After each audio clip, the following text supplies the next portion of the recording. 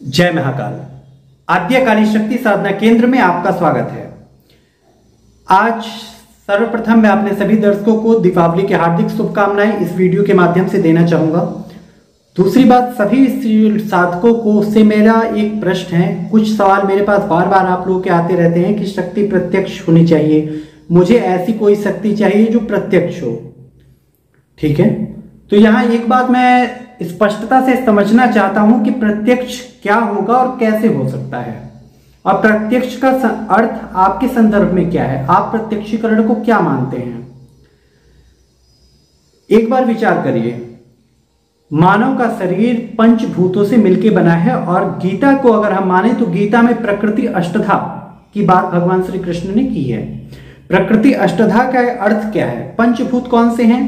पृथ्वी, जल, वायु, अग्नि, आकाश, व्योम, ये पंचतत्व हो गए। इसके अलावा मन, बुद्धि, अहंकार, वो अहंकार नहीं है, अहंकार, जो मन और बुद्धि से भी परे है, जो पंचभूतों से भी परे है, वो अहंकार, आत्म तत्व, वो।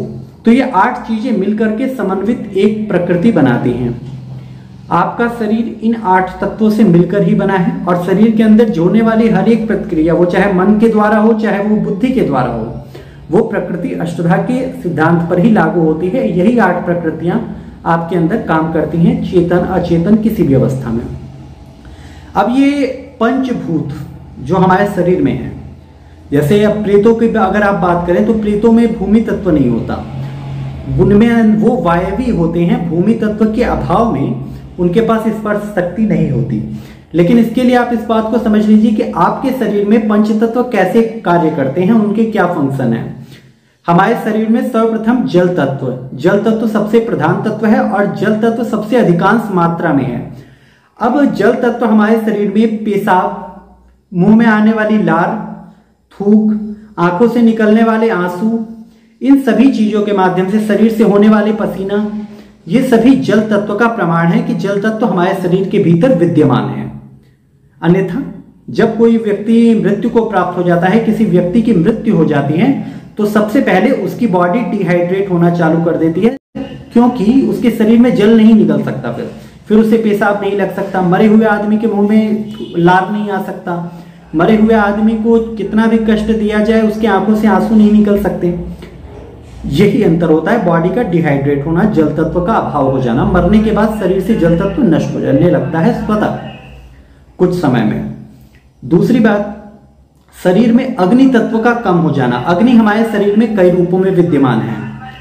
यदि हम एक व्यवहारिक तौर पर बात करें तो अग्नि तत्व हमारे स्थूल शरीर में, हमारे पेट में होने वाली जठराग्नि भी अग्नि का ही एक प्रारूप है। इसके अलावा अग्नि आपके मन पे भी होती है, अग्नि आपकी बुद्धि में भी होती है। किस रूप में? उदाहरण के लिए किसी को किसी के कार लेने से या घर बनवाने से जलन हो रही है, तो उस जलन को आप क्या नाम देंगे? द्वेषाग्नि, ईर्ष्याग्नि। क्रोध आ रहा है, गुस्सा हो आप किसी के ऊपर, तो आपके मन में भी एक प्रकार की अग्नि प्रज्वलित है, पर ये स्थूल शरीर में नहीं हो रहा, यह आपके सूक्ष्म शरीर में, आपके मन में प्रभाव दिखा रही है, और इसे क्रोधाग्नि का नाम दिया गया है। तो इस प्रकार से अग्नि भी आपके शरीर में होती है। और जब हम मृत्यु को प्राप्त होते हैं, किसी का भी शरीर मृत्यु को प्राप्त होगा, तो सामान्य बोलचाल की भाषा में आपने सुना होगा शरीर ठंडा पड़ गया। लोग कहते हैं शरीर ठंडा पड़ गया, यानी कि ये व्यक्ति मर चुका है। तो ठंडा पड़ गया का अर्थ यह है कि पहले गर्म था, और गर्म क्यों था? शरीर में हीट थी, हमारे बॉडी में टेम्परेचर था, बुखार आता है, वो टेम्परेचर बढ़ गया, 102 डिग्री हो गया, तो हमने कह दिया बुखार आ गया है। टच करके पता चलता है कि शरीर का ताप बढ़ गया है, बुखार आ गया है। इस रूप में अग्नि तत्व है। प्राण वायु, अपान वायु, व्यान वायु, समान वायु, उदान वायु, इस तरीके से एक वायु धनंजय वायु भी है, जो सिर्फ एकमात्र वायु है जो मृत्यु के उपरांत भी शरीर में रहती है।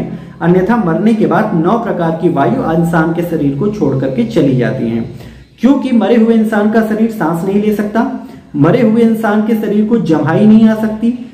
मल द्वार के रास्ते से गैस निकलना अपान वायु जिसे कहा जाता है, वो अपान वायु की क्रिया मरे हुए व्यक्ति के शरीर में नहीं हो सकती।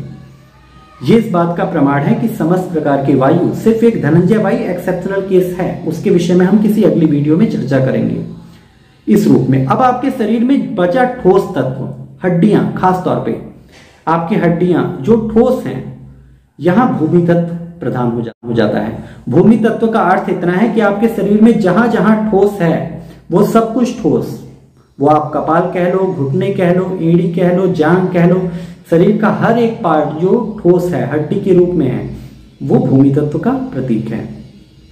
व्योम तत्व, व्योम किसी वास्तव में जो व्योम को अगर एक समझने के लिए आप समझे तो व्योम का अर्थ है यहां निर्वात, व्योम तत्व से। हालांकि इसकी अगर हम आगे के परिप्रेक्ष्य में जाएं तो व्योम तत्व की व्याख्या बहुत बड़ी हो जाएगी और सिर्फ इस एक तत्व पे ही कई वीडियोस बनानी पड़ जाएंगी, लेकिन सामान्य रूप से मैं आपको समझा रहा हूं कि व्योम तत्व का अर्थ है वैक्यूम, निर्वात। आपके शरीर में जहां जहां कुछ नहीं है, मरने के बाद मृतक के सिर पर कपाल बांस से मरवाया जाता है, बांस का प्रहार किया जाता है, क्योंकि कपाल से प्राण निकल सके।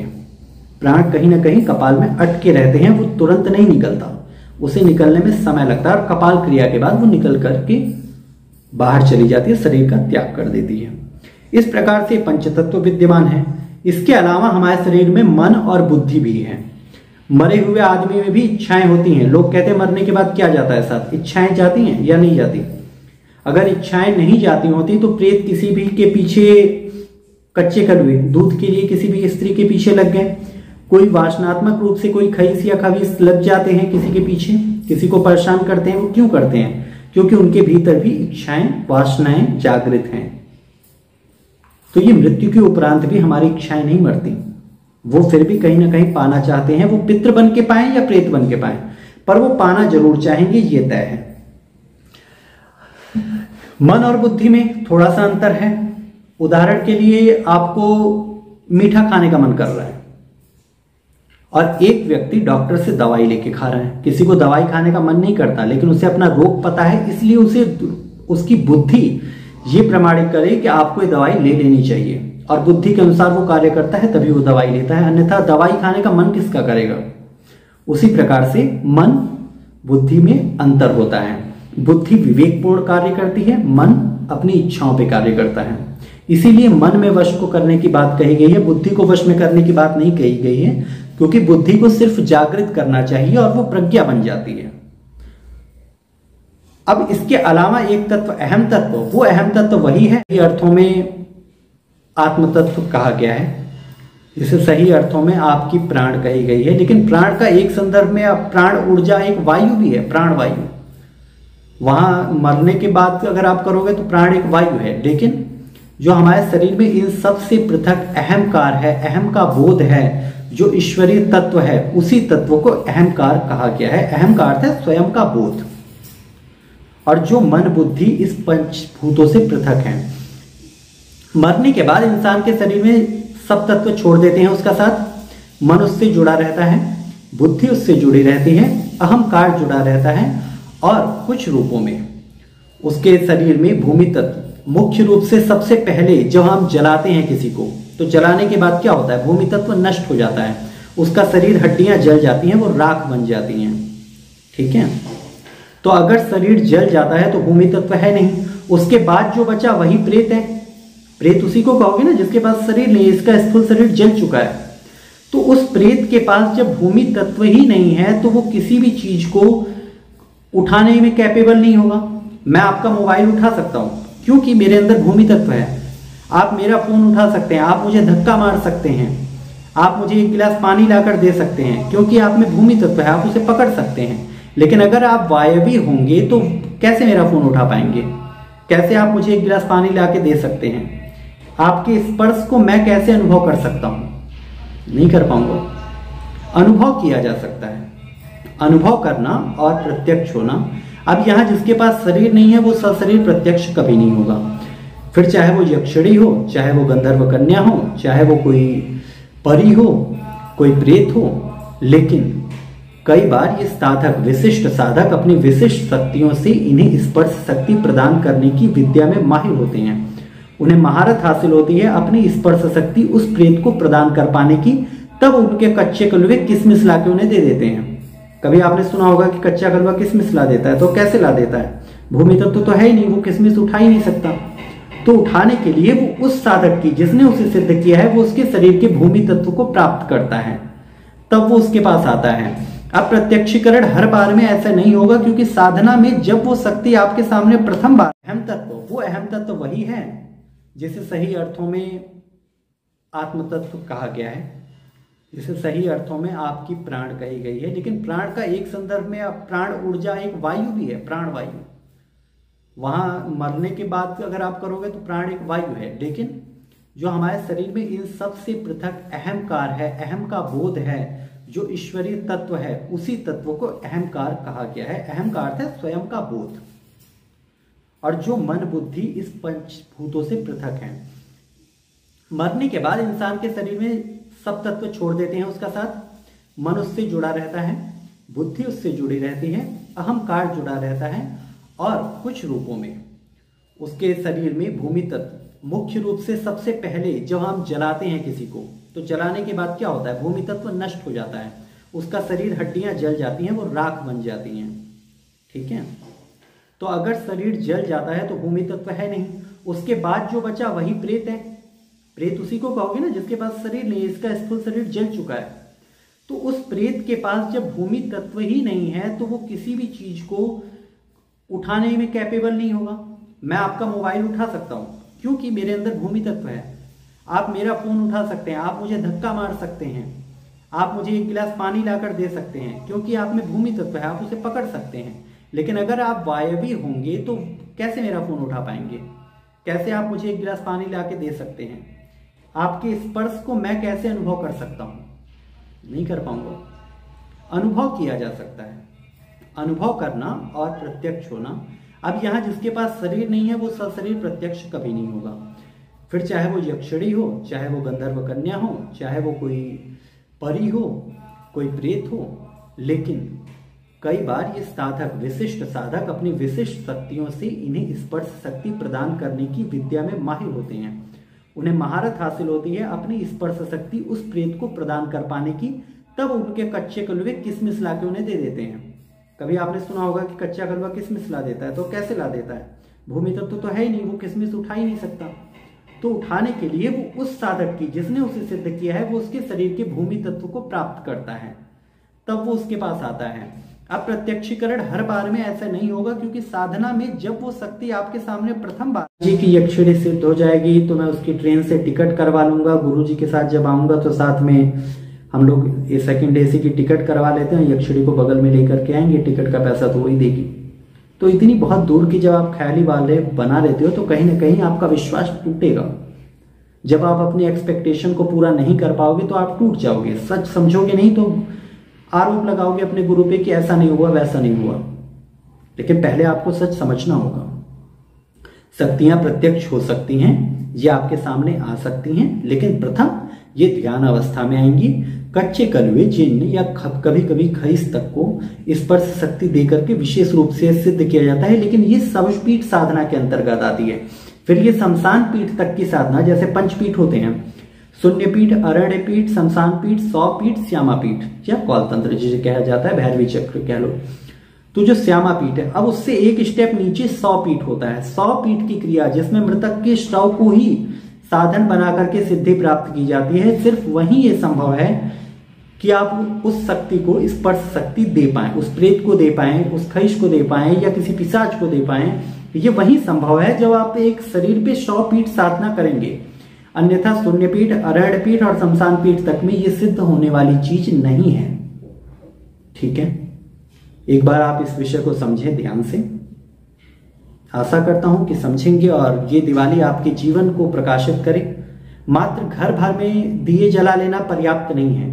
एक दिया आपकी चेतना में भी जलना चाहिए, एक दिया आपकी प्रज्ञा में भी जलना चाहिए, एक दिया आपके भीतर आत्म तत्व में भी जलना चाहिए।